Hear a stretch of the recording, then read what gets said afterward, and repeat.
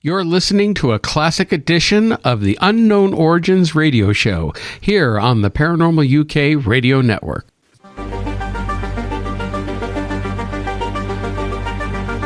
We live in a world filled with the unknown.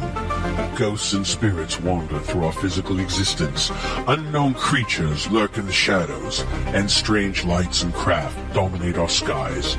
Credible eyewitnesses are convinced these things are real, yet modern science refuses to acknowledge their existence. So it's up to individual researchers to search for the truth. Welcome to Unknown Origins Radio. Good evening, everybody, and welcome to another edition of Unknown Origins Radio, where we talk about everything having to do with the strange and paranormal. I'm your host, Mark Johnson, and joining me is our co-host, Loren DePinto. How you doing tonight, Loren? I'm doing really, really well, Mark. What's going on? Oh, well, despite the fact that, I hate Skype, I hate it with a passion. and like our weather, as our guest, who we'll be introducing here soon, pointed out to me that we do everything right. We do a sound check, we test everything, and then all heck breaks loose with Skype not behaving. But you know what? Better late than never. We're here on the air tonight. I just wanted to point out for everyone who's listening, please be sure if you're listening live right now, you can go to our live chat room and participate with us during the show. We could probably even try to squeeze in some questions from the chat room for our guest later on in the show. Just go to unknownoriginsradio.com and click on the link that says listen and chat live, and you can come into our chat room, and we try to have a fun time there during the show. We do. It's a lot of fun. I love that new setup. You did a good job. Oh, well, thank you. I pat myself on the back there. Pat. Now, I don't know if we're going to go right into speaking with Chase, but I wanted to kind of bring up really quick that airline, that airplane that's missing. The what Malaysian... have you heard about that? Yes, the Malaysian airline. Yeah, I believe it was terrorism. I think so, too. They had those two guys that had stolen passports, and once I heard that, I go, that's it. Yeah. But they said that in the news that was happening. That seems to happen on a frequent basis, where people, come in with stolen passports and that they have explosives. So that's a bit bizarre. They also said that 5 people checked in but didn't board the flight. So there's a lot of, question marks surrounding this, especially where is the airplane? They have so many people scouring the ocean. Well, if the airplane, if it exploded, it might have disintegrated, and then those pieces hit the ocean and sink, and then that's it. Yeah, that's true. So who knows? It's a shame. This is unfortunately the world we live in. I don't know what the hell happened to it. I'm ready to get off. Maybe we can talk to our guest tonight, who is a ufologist, and see if she knows anybody we can hitch a ride. That's right. I'm ready to get out of here. But I also wanted to mention, you heard our promo at the beginning of the show. We have Phenomenon coming up in literally a month from today. Yeah, well, for me, it would be a month from yesterday, but yes. Well, we're arriving a month. We're arriving the night before, but yet it's in Gettysburg, Pennsylvania, April 10th through the 13th at the Eisenhower Hotel. And so you can get your tickets at phenomeconcentral.com. And it's a great lineup of people. And Loren and I, of course, are going to be there. We'll be there representing Unknown Origins Radio. And I'm also going to be there. I'm going to be doing my talk on new theories in the paranormal. And also be selling books with our publishing company, Granite Tie. Real happy to announce that we have released, as of today, the new updated version of The Psychic Spy by Irene Allen Block. We've got a fancy new cover for it. Looks really slick, and really, really proud of this book. So if you want to get your copies of that book live and maybe even have it signed, we'll be selling them there at Gettysburg, and also on our website, glanettye.com. And then we'll be also having our new book, my first book, my co-writing of a novel. Look at you. That will be out at the end of the month. Demons Dwell, Book 1, The Tower. That sounds good. Nice paranormal, mystery. Love it. Yes, that's going to be a good book. I can't wait to talk more about that when the time comes. So, got a lot busy. We're going to be busy this next month. We got a lot coming up. So, with that said, let's go ahead and get into our show. We have a great guest tonight. Our guest is a longtime friend of ours. We used to be when we were on KGRA. She also had a show there called Project White Paper, and another show that she currently also co-hosts called Encounters, with a lineup of other great ufologists, Race Hobbs, our great friend Race, and Richard Dolan, Mac Maloney. So we're really excited to welcome Chase Klotsky to the program tonight. How are you tonight, Chase? I am so happy to be here tonight with you guys. I love visiting Dark Matter Radio. Oh. And Unknown Origins, of course. Yay! Oh, yay. Welcome. Thanks. Well, so much fun. we're glad to have you, and I invited you not only because we would love talking to you. You're such a great person, and you do a lot of great adventures. And the one specifically that you recently went on, which is a subject very dear to my heart. I'm fascinated with this. Is you took a trip down to South America. And I was wondering if you could start by telling us what prompted that trip and what were you hoping to get out of it? Well, the trip was prompted probably by, definitely L.A. Marzulli. And L.A. and Richard Shaw are most famous for doing it's a documentary series called Watchers. And they're killing it out here. These guys have presented more physical and trace evidence into the UFO phenomena, as well as many others. They discuss everything from the Shroud of Turin to the Bible Code, prophecies, paranormal, black-eyed children. If it's unknown, they're covering it in this documentary series that they've produced, and it's mega successful. Well, LA has been on the trail for the Nephilim, which he believes is going to be the great deception with the UFO phenomena. And he has been researching giants and these elongated skulls. And he had run across a video from Brian Forrester down in Peru, Paracas, Peru, and he just had to get down there and visit some of these megalithic structures, the pyramids, and to examine hands-on the skulls. So Watcher 6 actually premiered the first investigation. So they did a little preliminary work on this, and some results, very, very preliminary results, came forward just as we returned back, because we knew at this point we had to get back to Peru and finish a lot more of this investigation. We did everything from Inca stones to the skulls, pyramids, mummies. Oh my gosh, you guys, we worked hard. We were there about 3.5 weeks. Oh my God, what didn't you do? Sleep. Yeah, it sounds like. Well, I mean, what I love is, and I recommend if anybody is on Facebook and you go to Chase's Facebook page, the pictures that you were posting on your trip and when you got back, you're hitting all the spots I want to go visit. The Nazca Plains, Tiwanaku, Pumapunka. All these great Titicaca. Yeah, it was a dream in so many ways to be standing in front of some of these structures that I've seen on TV and read about for decades, and it was shocking. And there were a few little things, Mark and Loren, that like the big H blocks at Pumapuku. Mm-hmm. I don't know why, but in my head they were huge. And I get up to them, and it kind of reminded me of that movie Spinal Tap, where they lower down and it's this dinky little idol, because they're only about 3 feet tall. Is that right? Yeah, I thought they were like 5 feet tall or something like that. Yeah, me too. And so there was a few little, things like that. But honestly, for the most part, things are much more epic in person, and it was an extraordinary trip. It really was.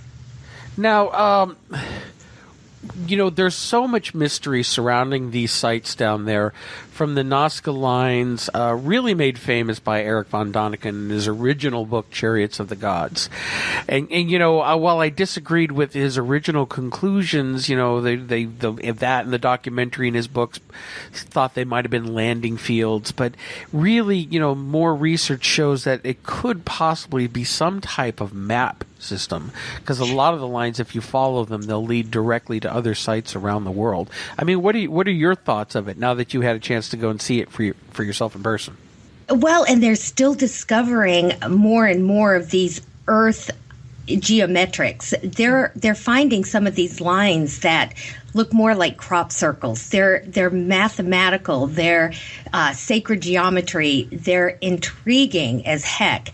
And like you, I believe that the theory has grown since the initial discovery or reveal from Eric von Däniken. But, thank goodness that we have, people out here, brave researchers and academics that aren't afraid to go against the grain and stand up and say, wait a minute, okay, what if they are? And I think that really started, it's how I got started in ufology. I read his book and I thought, I've never heard questions like this. I've never heard anyone question something from a Bible or something academia has declared. So I thought it was brilliant. And but yes, you're absolutely right. The theory has grown. We have a lot more resources these days than back in the 60s. And, that's the one thing about his book that a lot of people don't realize. Everybody, especially a lot of his naysayers and skeptics go, oh, yeah, well, he said this is what happened and this is what happened. If you read the book, it's not. He asks a question, and he lists these questions like, could this have been a possibility? Why is this here? Why, he asked a lot of why questions or what ifs, and just postulated these theories and ideas. He wasn't saying, yes, this was definitely aliens. It's not like Georgia Tsoukalos going, I'm not saying it was aliens, but it was aliens. Yeah. Oh, I love that guy. He's awesome. And there was about a year or so ago, I saw some documentary that tried to explain the Nazca lines as religious ceremonies that the native Peruvian Indians would walk these lines as paths as part of their spiritual, ceremonies. And I'm watching this program, and I just really wanted to find a large rock and throw it through my TV and go, how stupid do you guys have to be?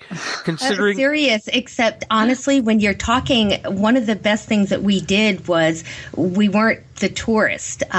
We were with Brian Forrester, and he, his wife Irene was our interpreter, and she lives there. So does Brian. He's lived there for 4 years. And, so we took the unbeaten path, which wasn't always the safest thing. We had a couple, hair-raising events, but truthfully, that's what the Nazca natives say. They say that these were more ritualistic back in the day. It's bizarre, and they know it. But we were flying over the Nazca lines, and L.A. asked the pilot, what do you think? Who do you think did these? And he had the same party line. They don't say aliens did them, or they just. It's just really fun to listen to how different their interpretation of a lot of these humongous discoveries and what the Peruvian people think of them. But see, I've been leaning towards a lot of these theories, especially a lot of these structures down there in South America, in Peru, and nearby. Where was Pumapunku located again? That's in Bolivia. Bolivia, okay, it's right over in Bolivia, and. I'm of the opinion not so much of aliens these days. I do believe human beings did a lot of these structures and maybe even carved the Nazca lines. But I lean towards the fact that I think that there were way more advanced human civilizations back then that were older than we think, than what science would tell us, that maybe we used to be a hell of a lot smarter and had higher levels of technology. And let's face it, if there's a natural disaster or we destroy ourselves, hello, Putin and Obama and all you guys ready to go to war, that, you know, and we all have to start over again. Right. Yeah, you hear of the wars that they talk about in the Indian epics, and the where they talk about what sounds like nuclear war and flying machines and missiles, and who's to say that there weren't some of these big wars or catastrophes that kind of rebooted us as a race, and we had to start all over again. That's exactly the conclusion most of us are coming to when you visit and examine these sites. First of all, these are not tombs, where the royals were buried and some of these pyramids. These were functional buildings of mechanics. When you're going through Pumapuku and you're finding the architecture that today we cannot duplicate without serious attention and the most advanced engineering methodologies and planning, and then let's bring in the big trucks. You have to come to that conclusion. Either we were helped by higher intelligence, or you're exactly right that there was an advanced civilization that we just haven't discovered yet, because it is very apparent. The other thing that I was personally shocked and was, working with LA on a theory is literally when you're there, the first thing you notice are some of these structures are thrown. They're literally, it looks like somebody put this big piece of dynamite or something and just blasted these things all over the place, because that's exactly what we found. And so it makes you wonder, and you have to examine alternative theories. You can't just say aliens did it and that's it. Right. And that's what we do with LA. I was kicking and screaming, you guys, because I'm a ufologist. I'm nuts and bolts, evidence. I've been doing this for 20 years. And now I'm with a group that's saying we don't think they're, aliens from Pleiades, Chase. We think that these are the fallen angels that are documented in ancient texts going way back in many religions. We know giants were here on the earth, and we believe that this is the Nephilim and the technology of these fallen angels, which are eternal beings with a massive amount of technological knowledge and a universal view that were cast down.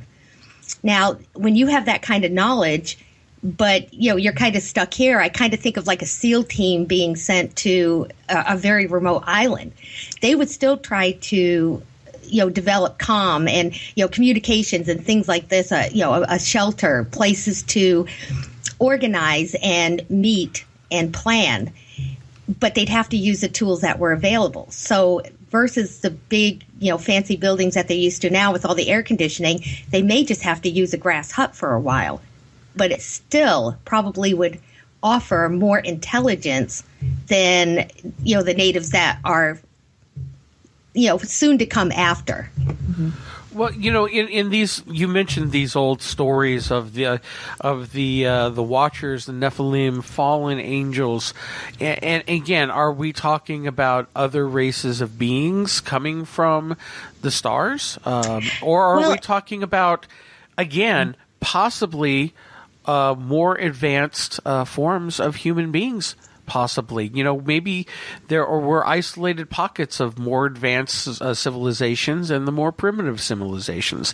And who knows if they've overlapped, if there was some types of experiments or crossbreeding. I mean, there is the theories that, alien races played a hand in creating the human race to begin with. Mm-hmm. Maybe it's a mixture of both. I don't know. I do seem to want to lean more towards most of what we're finding to possibly be we are the ones who created it, but we certainly had a lot different knowledge back then.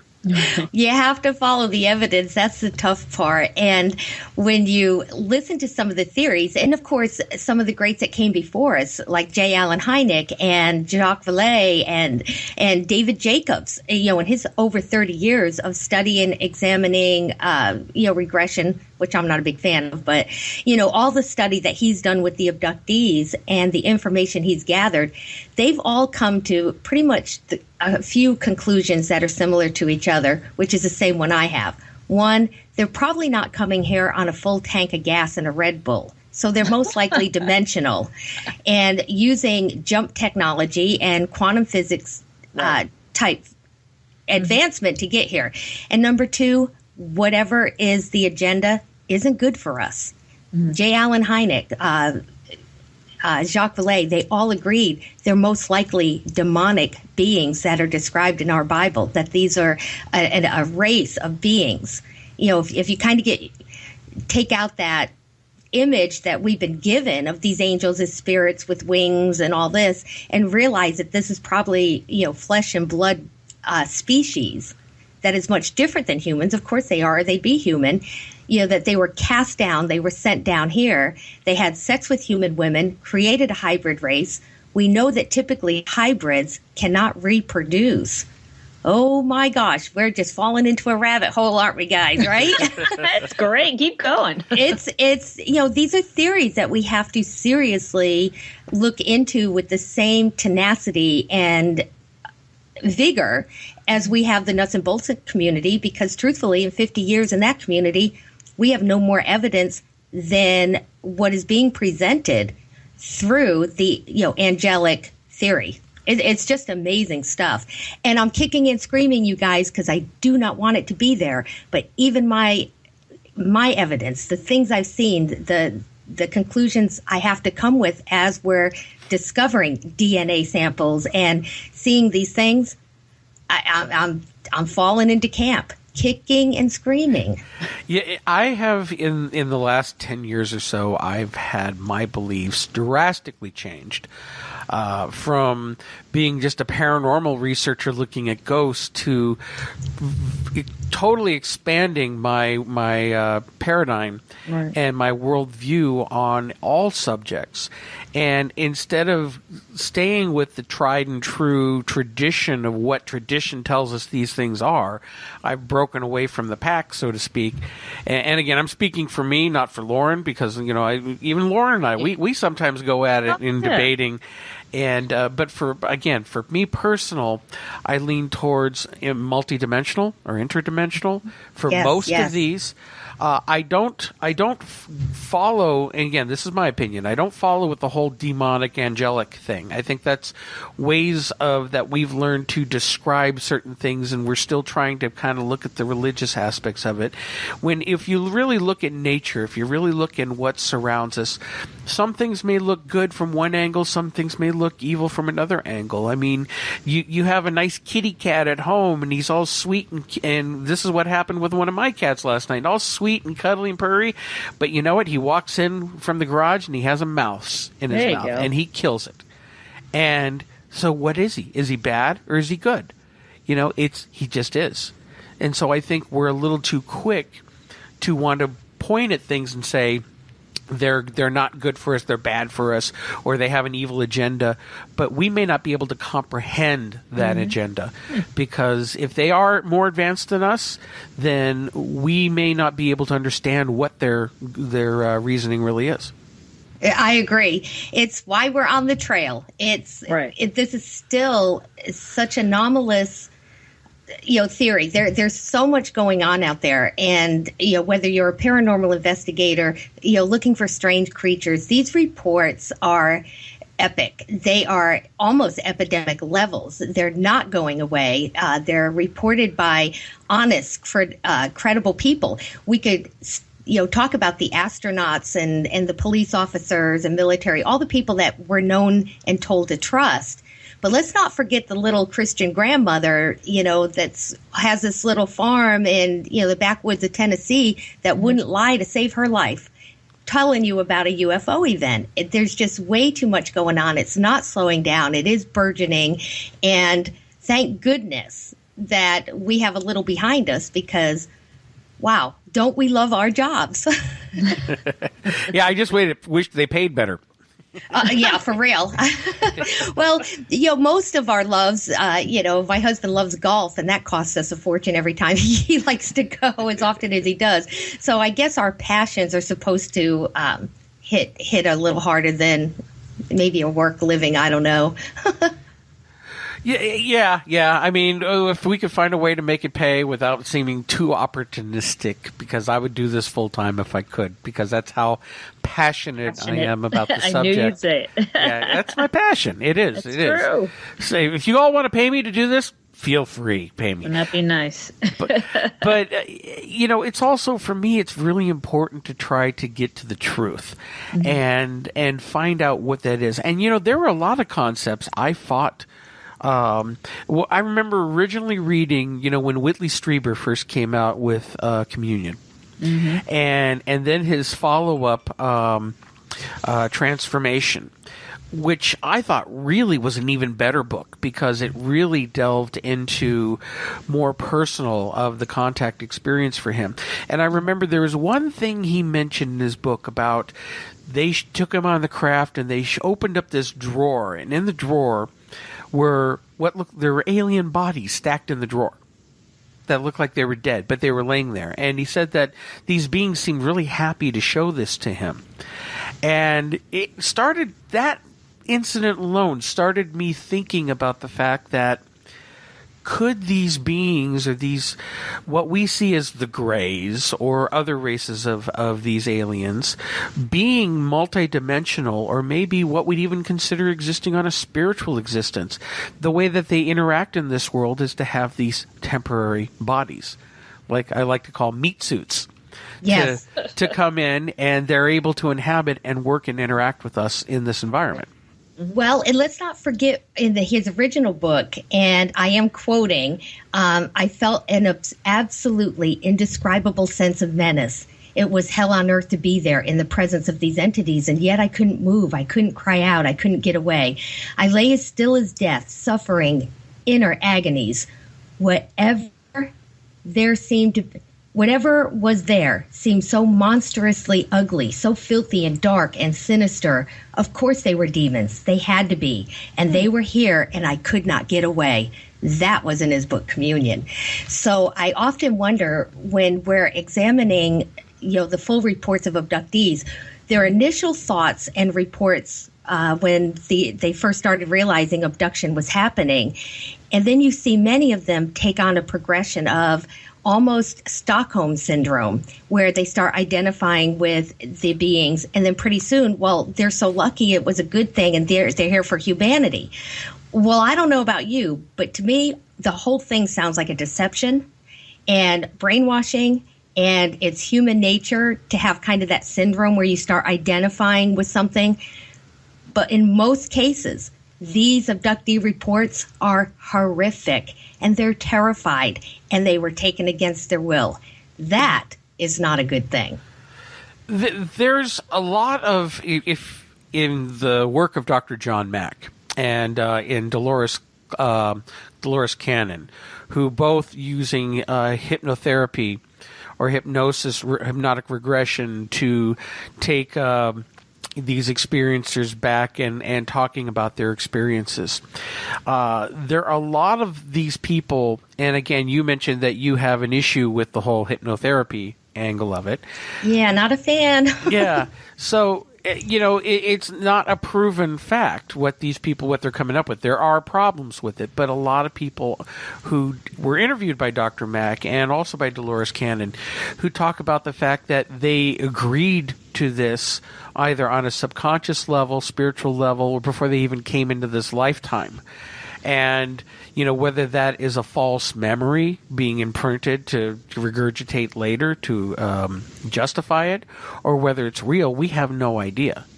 Are these things, what we consider to be evil and menacing be actually just something that's beyond our comprehension, and that's how the only way we can interpret it. Right. Absolutely. And I know that there's a lot of truth to that.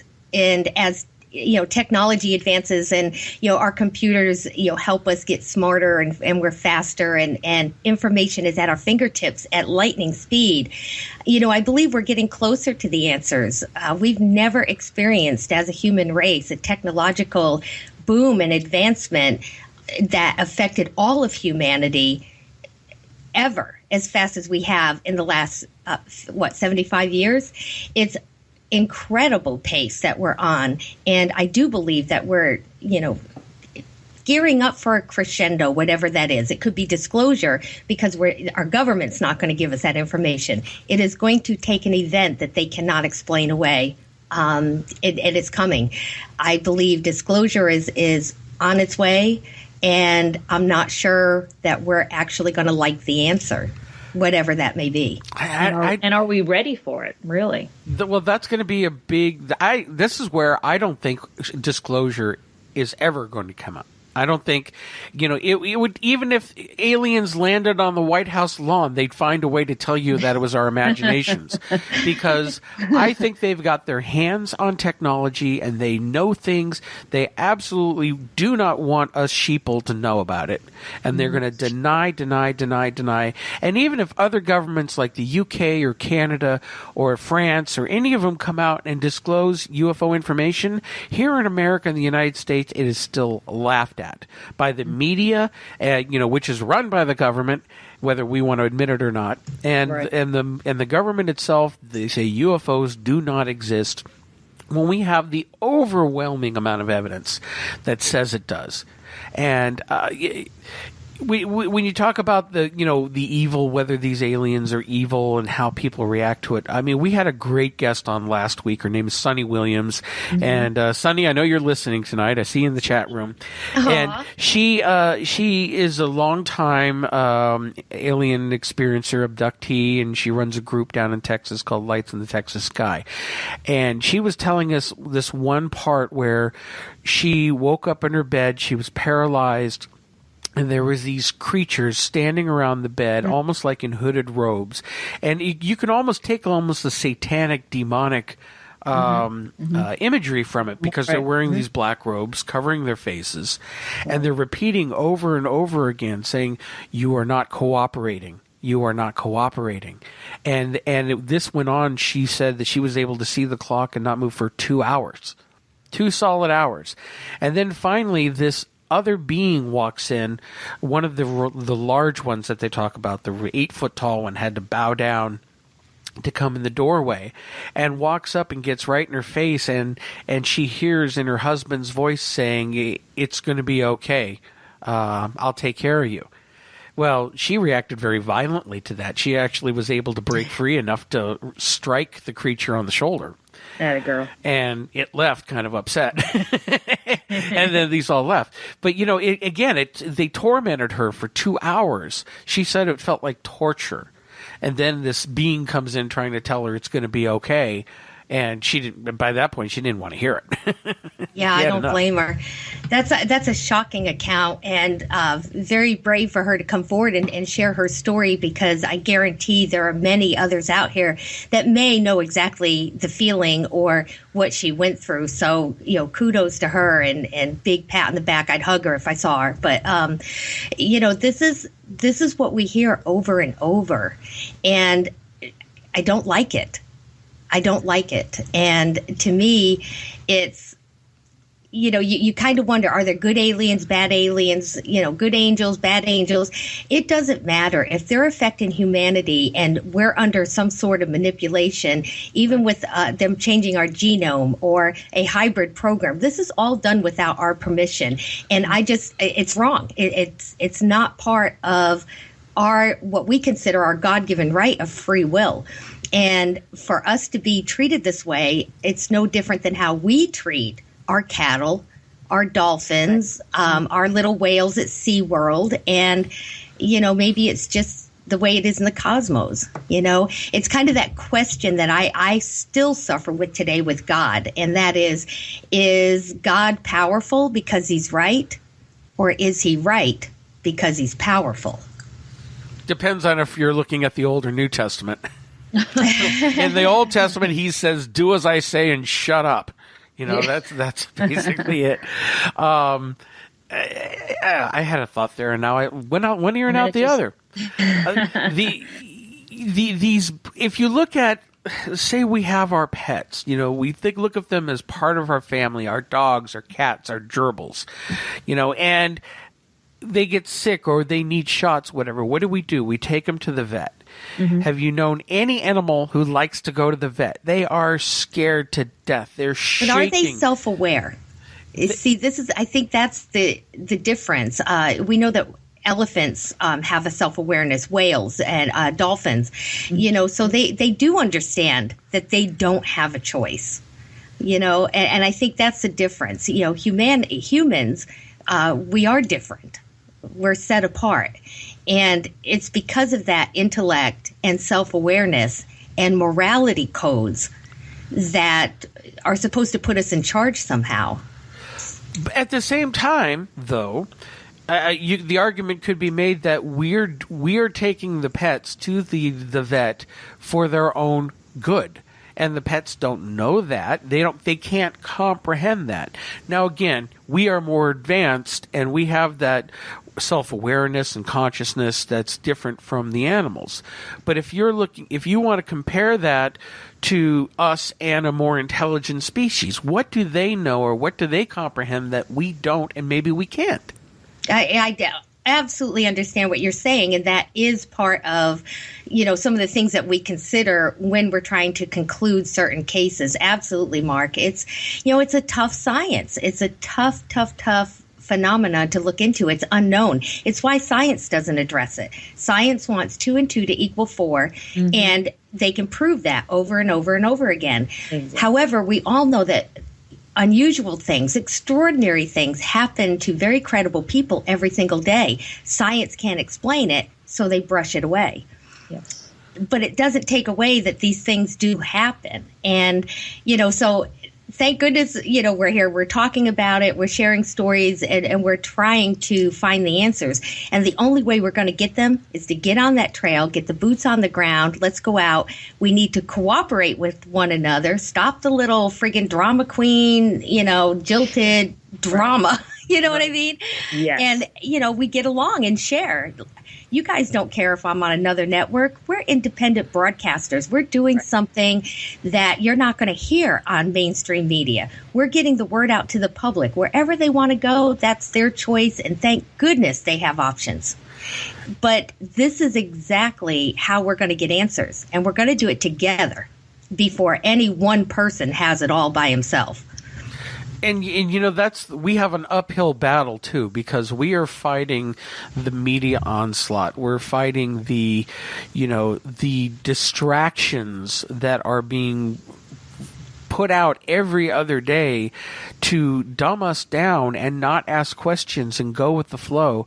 I mean, I constantly point this out to people. Like, if you walk down the street, if you're in a mall, at a bus stop, look at everybody around you, and they've got their cell phone in front of their face, 3 inches from their face, surfing the web and staring into that. And I always go back to my favorite B movie from the 80s, They Live, with Rowdy Roddy Piper.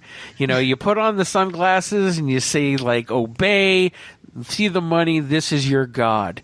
And, you know, we're so distracted and we have so much to dumb us down to not ask questions. Well, when season 3 of Honey Boo Boo outranks the Benghazi break-in story, kill me. We're in trouble. Gosh, yeah, that's sad. That's pathetic. It's like, wake up, people. I mean, there are times I just get so angry I want to start using stronger language. But I promised Keith I'd keep it clean. So he runs a clean ship, darn it. It's very, very frustrating. So, getting back to your trip down there.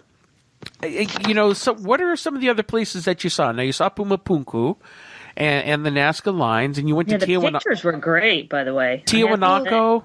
You know, me being somewhat of a photographer, but you know, I have to say something. You know, that's supposed to be it's believed to be the site where the world was created, but it seems so simple out there. It seems so muted almost, you know? It still is. My goodness, we're standing at the foothills of the Andes. And, at one point we're, 13,000 feet, up this mountain, which is, Pumapuku and Tiwanaku. And it was just incredible, some of the things that go on, because it's still a third world country. And as we're traveling through, thank goodness we had a few heads up, but there are ATMs. There's no Walmart. You can't run to the local CVS if you run out of aspirin. It's just so different. Even the foods in the restaurants. Walking down the plaza, and they're set up tables, and this lady's selling the bread that she made that morning, and the other lady, brought fruit from her farm, and it was so incredible, the experience. But being with the Peruvian people and the Bolivianos, it was just amazing, because they're so open and they find us strange. And I remember, as just over the years, looking at National Geographic and some of the shows and magazines, and seeing the Peruvian people in the big skirts and the very colorful braids with the little extensions. They still dress exactly the same. Their traditions haven't changed much. And it is, we at one point were in Chongos, which is this necropolis, and it's, as far as your eye can see, all you see is desert, and it's hot, and it's this beautiful white sand, but there are human remains littered everywhere. Yes. And some of those photos I put up, I think some people thought these were remains that we dug up and just left on top, for GPS location or something. Right. Yeah. No, that is what it looked like. We were stepping on 2,000-year-old pottery and human remains, and running across. I mean, we were digging up our own elongated skulls. When we talk about the investigation and the forensic sampling we did on these, most people would think one or two skulls. I promise you, we looked at hundreds of these skulls. Some of them we dug up ourselves, and it's not hard. We didn't even have a shovel. Just kind of get in and move the sand, and oh my gosh, here's a femur. Okay, here's another elongated head. It was crazy. But did you feel, I'm sorry, Mark, did you feel you were disturbing anything there, like digging in a graveyard, or was it just anyone could do that? Anyone could go out. That is a great question, because that's something all of us felt at one point. It's, we're kind of tiptoeing around trying not to, step on the vertebrae, and to do that, you're stepping on metatarsals. It's crazy. But no, the reason the area is littered like this is because of the huaqueros, and that's the grave robbers. Mm-hmm. And what they do is they go in, and a lot of these locations are still unmarked. Peru has not been investigated in a big way on probably more than half of their structures, and pyramids are still buried or only half revealed, and have never been studied. The last real archaeological dig was back in the 1920s. There's so much going on out there, but the huaqueros go in and they use these poles, and they go through the desert, and that's why there's so much broken pottery. I mean, I was finding big, huge chunks of this amazing pottery with Inca eyes all over it. Mm-hmm. OMG. Wow. And we're just, it was insane. Were you able to take this home? There were some things that we were allowed to take through customs. Obviously, some things had to go through the Ministry of Architecture and Archaeology and artifacts. There's some things that we could, and other things we couldn't. Mm-hmm. And it was there's a lot of rules on certain things. So pretty much, I guess, human remains, absolutely not. Obviously, we're not going to be, bringing home skulls and things like that. See, the ghost hunter in me would love it. When you're down there pulling up vertebrae and spines and legs, the ghost hunter in me sitting there thinking, yeah, I bet there's this old Peruvian ghost sitting there going, hey, you're stepping on my back. Oh my gosh, Mark. And let me tell you that I had not all my equipment. I had a lot of it. And the EMF is going crazy. Wow. I had my Mel meter, and the I have a strike meter, and it's a lightning detector, because what it does is it registers any ionic or kind of interference, like a lightning strike. It's the same thing a golfer would wear or a lifeguard. And it will tell you if there's a lightning strike or any kind of electric activity within a 40-mile radius. This thing is beeping like crazy in certain locations. And while we're there, we were actually brought into this one area that is not open to anybody, including people outside of the town. And we visited with the mayor of Pisco. And we had armed guards and everything escort us to this place and stay with us as we visited this pyramid. And the interpreter, Irene, was letting them know who we all were and what we did. Well, I was the UFO investigator. And it almost every time she would introduce me, their eyes get big, they light up, and they couldn't wait to tell me the UFOs. So we're standing in Pisco on this pyramid that nobody knows about. It's a beautiful, it's a step pyramid, like most of them in Peru. And we're standing on this, and he's telling me about this UFO story that the people that used to live there had told him, and about how this UFO used to come, and there used to be a big lake out there, and every time it came, it would drain more and more of the water. It was taking their water. Wow. But these UFOs used to visit this pyramid, and everywhere we went, people were telling us they're so open with the UFO and the paranormal stories that they have. They never looked over their shoulder. Like here, you'd kind of get, is anyone listening? Is anyone close? Right. They were just like, oh my gosh, let me tell you about this UFO, or I saw it when I was 14 years old. Everywhere we went. Wow. Crazy. And then we're in the museums, and we were given so much favor, and we're brought in the back rooms, and I have on Facebook a picture of a mummy. Well, that was actually in the back room of the museum as they were preparing it to be on display. Nobody but them had ever seen this mummy before. And of course, then we get to Paracas and at Senior Juan's museum, we're flabbergasted at the elongated skulls. Because there's a huge difference, and this is something you learn very quickly investigating these skulls. You can see when something has been cradle boarded or the cranial deformation. It's almost obvious.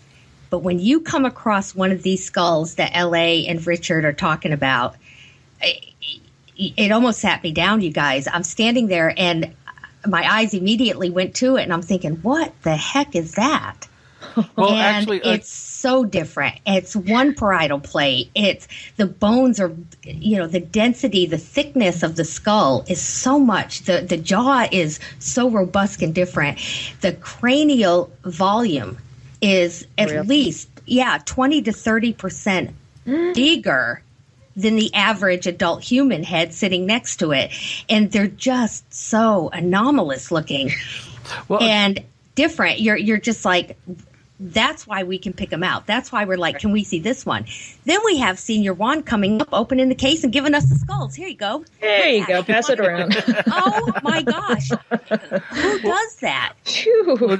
Chase, we have a caller calling in who has a question for you. We have our good friend Bruce Pearson calling in. How are you doing, Bruce? Hello. Chase, it's been a while. I haven't spoken to you for a while. Glad to hear you on the radio here. Oh, it's so nice for you to call. I was just going to say, Bruce, I know this name. Yeah. Yeah, you're doing the several marshals, I imagine. But, congratulations on your trip. Sounds like it was an amazing adventure, and certainly Loren and Mark have had their own travels and adventures. We've been able to share some of them together. But, I think it's really cool that you came on the show and have been able to work collaboratively on this as we move ahead on this. I think you made a good point. I really don't think we're ever going to get a regarding disclosure. I don't think we're ever going to get a voluntary disclosure. There's really nothing in it for the military, the government, or anyone else that has any control, whether it's financial, economically, or whatever, to open that can of worms. There just can't be any good out of it from their perspective. So I don't think it's, as much as I think we should continue pushing, I just don't think it's ever going to happen. I agree. And thank you for that. I'm very happy to be here. on unknown origins. We just love sharing stories and being out here, and we're all working. And, even people that, these guys don't, but even, people that just research and do their own shows and stuff, still talk to many, many people every week, and they're researching, and, so their knowledge base is increasing. And I'm fast learning to highly respect independent broadcasters, because the knowledge base that we're accumulating is massive, especially the producers like Keith and Race and some of these guys, because they're just not listening to this show. They're listening to all of them, right, and all of the guests and all of the opinions. So, we can't forget to hook these guys up and support them with everything from likes on Facebook to donate buttons. It's right, just a great way to show, we support independent broadcasting and screw that mainstream media. I know where we're getting the truth, and it's not on Fox News. Or CNN. Yeah. If CNN is actually stooped to making their own up these days. So It's so crazy. But Bruce, thank you so much for calling. And I agree. And, when it comes to disclosure, I actually have gotten to the point where I know, because my husband's, he's a submarine commander.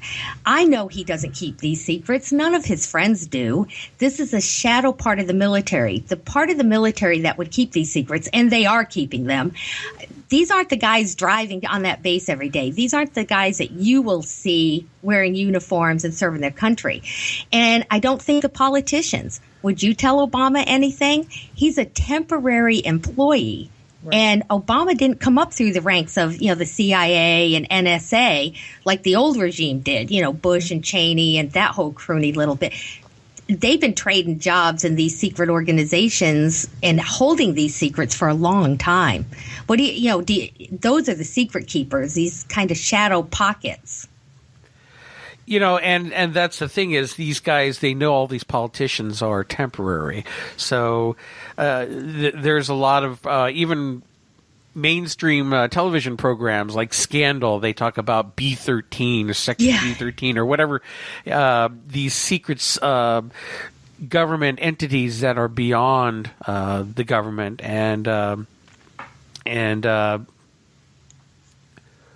Oops, we lost Bruce. Yeah, Bruce, if you want to call back in, please feel free. And they don't answer to anybody, because they know these politicians, if they're not already on board, they're going to be gone in a few years, and they're going to keep doing what they're doing. Absolutely. So it's ridiculous. So let me ask you this: what do you think is on the horizon? What do you think is really going to be happening in the next year or so? Because there seems to be so much strange things happening in the paranormal. I think we're going to be probably a little further, still debating DNA evidence. I think we're still going to be debating some of the truths that we know we're going out here. But the naysayers are getting less and less. As we all know, there's a huge difference between a skeptic and a debunker, and someone that's just out to, make your life miserable. And no matter what evidence is presented, they're never going to believe it.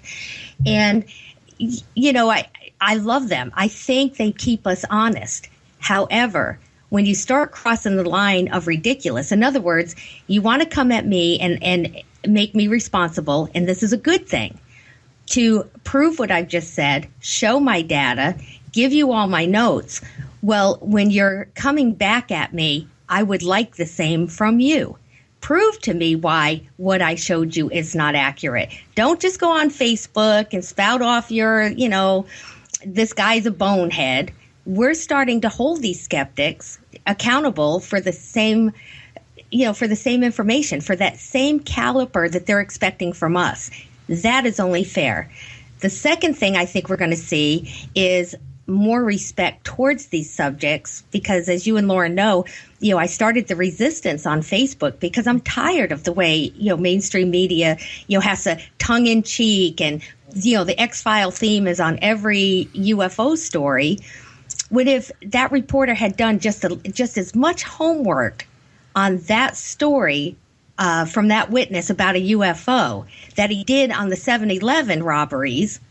where they could come out and say, well, this is the fourth time in 7 years that this 7-Eleven has been robbed, and police authorities say, give us the same respect, or you're not getting our stories anymore. I had a huge UFO experience. It was epic in 2000, way back in 2010. And I've had everything from Paranormal Witness. I've had all sorts of TV shows call me. They've even offered me money to sell the story. And my answer has been no, because I just don't trust entertainment or these news things. However, I did just give it to LA for his Watchers documentary, but I've worked with him. I trust him. Right. Because we have to tell the truth in these and stop spinning these with these exaggerated, entertainment value. Oh, exactly.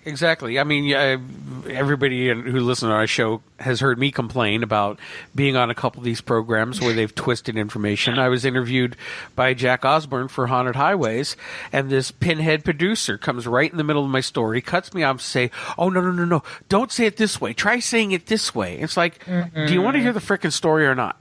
Because, don't tell me how to tell my story. And you know what? They wound up cutting me from the episode because I didn't want to play along. Are you serious? Yeah. Well, I don't doubt that. And good for you, Mark, because honestly, and you guys both know, I've been approached to do television several times. And without a certain commitment, my answer has been absolutely no. I've backed out of 2 of them. One of them actually made the air. And I was so thankful when people raped it. After 2 episodes, everyone was laughing.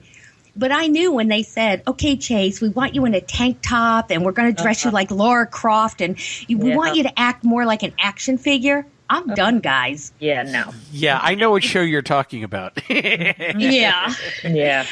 But I'm done with that. And it's just... I'm an investigator. I love being out there, and there's nothing more. And I know both of you know this firsthand. When you have somebody that has experienced something so extraordinary, they can't sleep, they're scared, or they're just so overwhelmed by what's just happened. They can't tell their neighbors. They'll think they're crazy. They can't call their mom. Their husband's laughing at them and thinks it's funny, or vice versa.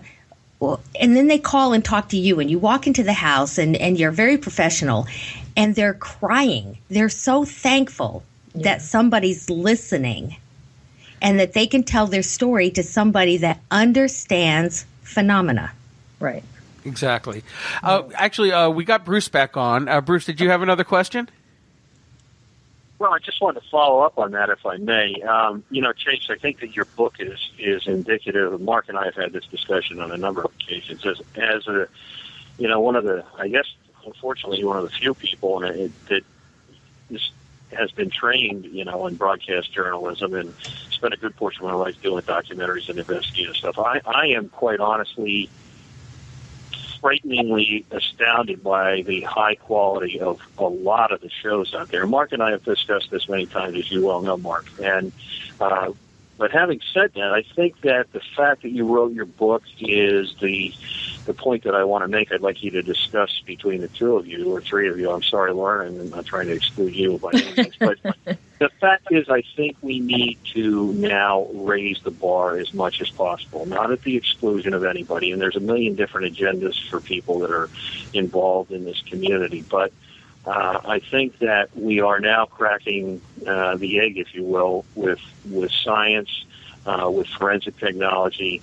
And I think that we need to try to continue to push that envelope and be serious about investigative techniques and ferret out the fakers and the folks that are misinformed for whatever good reasons or not.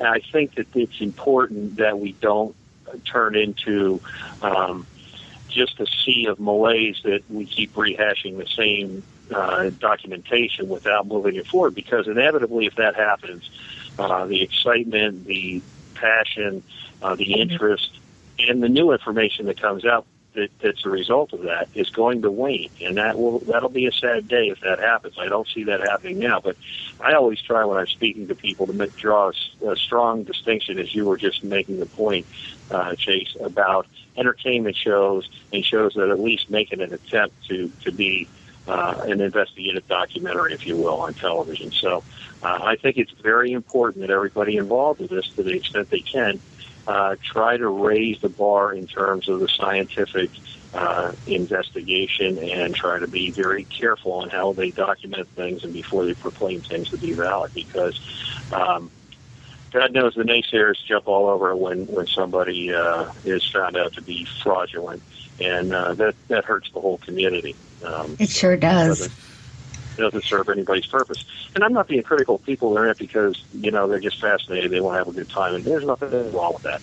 No, those people have every right to do as they see fit.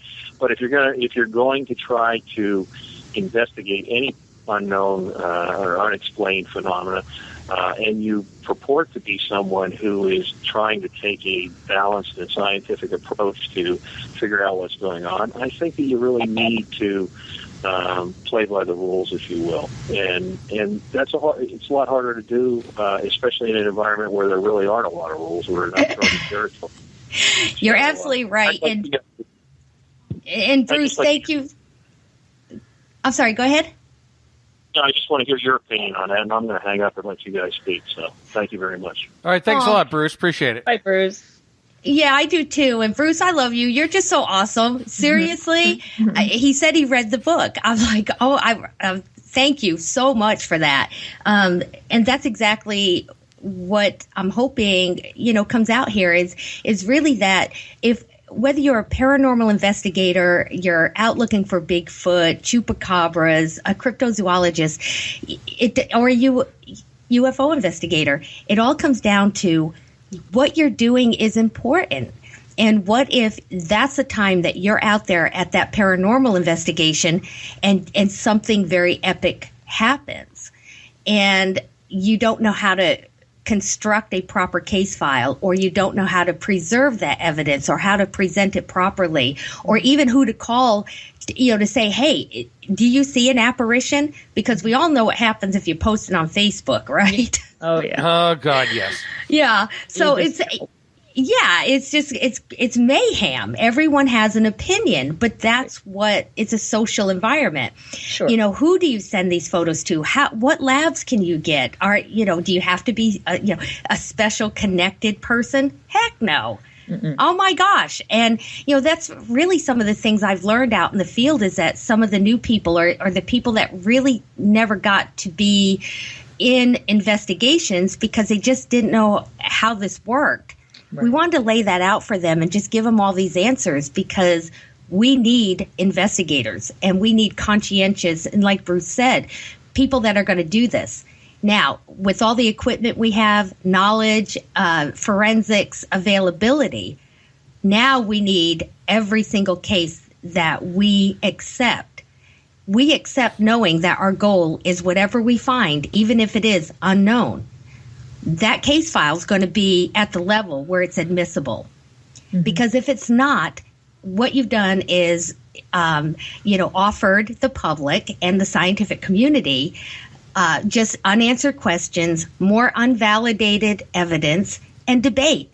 Well, I know as a ufologist, we've had 50 friggin' years of that. Mm-hmm. I'm ready to move on, and we are capable of constructing these investigations and a case management system that by the end you can present to any other investigator, all your heroes, TV stars, scientific community, but more importantly, the public, a case file that is so conclusive, it is admissible and would meet a burden of proof. Holla! Seriously. Wow. And we can do this. You can do this. Everyone can do this.